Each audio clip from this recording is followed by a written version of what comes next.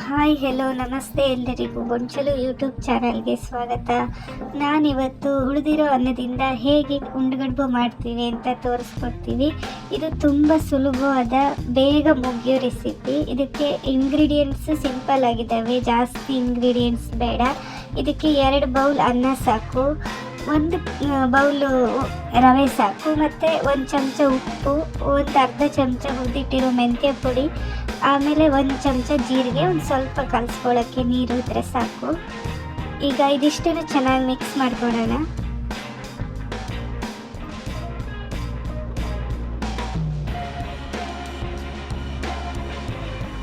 ಎಲ್ಲ ಹಾಕಿ ಮಿಕ್ಸ್ ಮಾಡಿಕೊಂಡು ಒಂದು ಸೈಡಿಗೆ ಇಟ್ಕೋಬೇಕು. ಸ್ವಲ್ಪ ಹಿಟ್ಟನ್ನು ತಗೊಂಡು ಚೆನ್ನಾಗಿ ನಾದ್ಕೋಬೇಕು.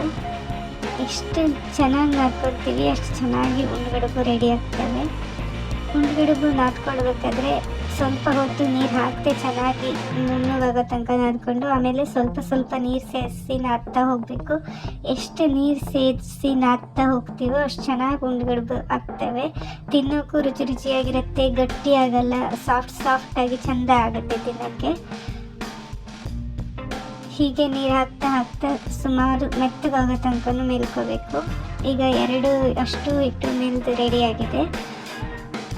ಈಗ 2 ಮೆಲ್ದಿರೋ ಉಂಡೆನ ಸೇರಿಸಿ ಇನ್ನೊಂದು ಸ್ವಲ್ಪ ನೀರು ಬೇಕಾಗಿತ್ತು, ನೀರು ಹಾಕಿ ಚೆನ್ನಾಗಿ ನಾದ್ಕೊತಾ ಇದ್ದೀನಿ. ಉಂಡುಗಡ್ಬು ಮಾಡೋದು ಸುಲಭ. ನೀವು ಇಡೀ ಹಿಟ್ಟನ್ನು ಒಂದು ಮುದ್ದೆ ಕಟ್ಟಿ ಬೇಯಿಸೋಕ್ಕಿಂತ ಇವಾಗ ನಾವು ಒಂದು ರೀತಿ ಮಾಡಿ ತೋರಿಸ್ತೀನಿ. ಆ ರೀತಿ ಮಾಡಿದ್ರೆ ಉಂಡುಗಡ್ಬು ಚೆನ್ನಾಗೂ ಬೆಂದಿರುತ್ತೆ, ಒಳಗೆ ಹಸಿ ಅನ್ನೋ ಅಂಶ ಇರೋದಿಲ್ಲ, ಚೆನ್ನಾಗಿ ಬೆಂದಿರುತ್ತೆ ಮತ್ತು ತಿನ್ನೋಕ್ಕೂ ಚೆನ್ನಾಗಾಗುತ್ತೆ. ಹೀಗೆ ಒಂದು ಸಣ್ಣ ಮುದ್ದೆ ತಗೊಂಡು ಒಂದು ಸ್ವಲ್ಪ ಕೈಗೆ ನೀರು ಮುಟ್ಕೊಂಡು ಹೆಬ್ಬೆರಳಲ್ಲಿ ಒಂದು ತೂತು ಮಾಡಿಕೊಂಡು ಅದನ್ನು ಚೆನ್ನಾಗಿ ನೀಟಾಗಿ ಮುಚ್ಚಿ ಇಡ್ತಾ ಹೋದರೆ ಉಂಡುಗಡ್ಬು ರೆಡಿ ಆಗುತ್ತೆ. ಇವಾಗ ಸ್ಲೋ ಇದರಲ್ಲಿ ತೋರಿಸ್ತೀನಿ ನೋಡಿ. ಹೀಗೆ ಒಂದು ಚಿಕ್ಕ ಉಂಡೆ ತಗೊಂಡು ಒಂದು ಸ್ವಲ್ಪ ನೀರು ಮುಟ್ಕೊಂಡು ಹೆಬ್ಬೆರಳಲ್ಲಿ ಹೀಗೆ ಇದು ಮಾಡಿಕೊಂಡು ಉಂಡುಗಡ್ಬು ತಿರ್ಸ್ತಾ ಹೋದರೆ ಸ್ವಲ್ಪ ಮುಚ್ಚಿದ್ರೆ ಸಾಕು. ಉಂಡುಗಡ್ಬು ನೀಟಾಗಿ ಚೆನ್ನಾಗಿ ಕಾಣಿಸುತ್ತೆ, ತಿನ್ನೋಕ್ಕೂ ಚೆನ್ನಾಗಾಗುತ್ತೆ, ಚೆನ್ನಾಗಿ ಬೇಯುತ್ತೆ.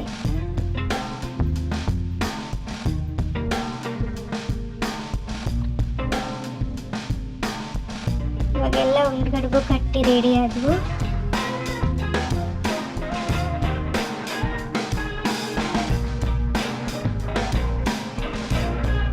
ಈಗ ಒಂದು ಇಡ್ಲಿ ಪಾತ್ರೆಗೆ 1 ಚೊಂಬು ಆಗುವಷ್ಟು ನೀರು ಹಾಕಿ ಒಂದು ಸ್ಟೆಪ್ಗೆ ಒಂದು ಪ್ಲೇಟ್ ಹಾಕ್ತೀನಿ, ಇಡ್ಲಿ ಪಾತ್ರೆ ಪ್ಲೇಟು. ಇವಾಗ ಒಂದೊಂದೇ ಉಂಡುಗಡ್ಬು ತೆಗೆದು ಹಾಕ್ತಾ ಹೋಗ್ತೀನಿ.